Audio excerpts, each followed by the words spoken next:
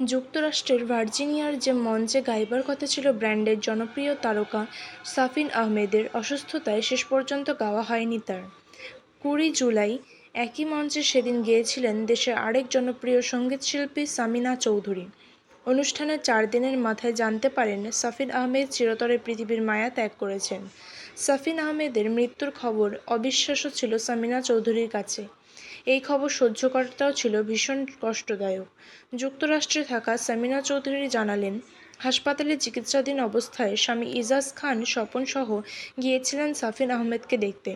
হাসপাতালে তাদের থাকার অনুরোধ করেছিলেন বলেও জানালেন সামিনা চৌধুরী। ফেসবুক পোস্টে সামিনা জানিয়েছেন, রবিন এবং ভার্জিনিয়ার স্বপ্নবাজের অনুষ্ঠান আয়োজকদের একজন পল্লব জানালেন, সাফিন ভাই আর নেই। সামিনার লেখা থেকে জানা যায়, সাফিন আহমেদের মৃত্যুর 3 দিন আগে স্বামীকে সঙ্গে নিয়ে হাসপাতালে দেখতে গিয়েছিলেন তিনি। কিছুটা সময় তার অসুস্থ সাফিনের পাশেও কাটান। সেই অভিজ্ঞতা তুলে আনলেন এভাবে, 3 দিন আগে কথা বলে দেখে এলাম। বারবার আমাকে আর স্বপনকে থাকতে বলেছিলেন। স্বপনকে বললেন, আমাকে ছেড়ে যেও না প্লিজ, আমার সঙ্গে গল্প করো, আমার অনেক ব্যথা হচ্ছে কোমরে। স্বপন, তোমাকে কিছু বলবো, বসো। সাফিন ভাইকে পানি খাওয়ালো স্বপন। তারপর তাকে ঘুমের ওষুধ দেওয়া হলো।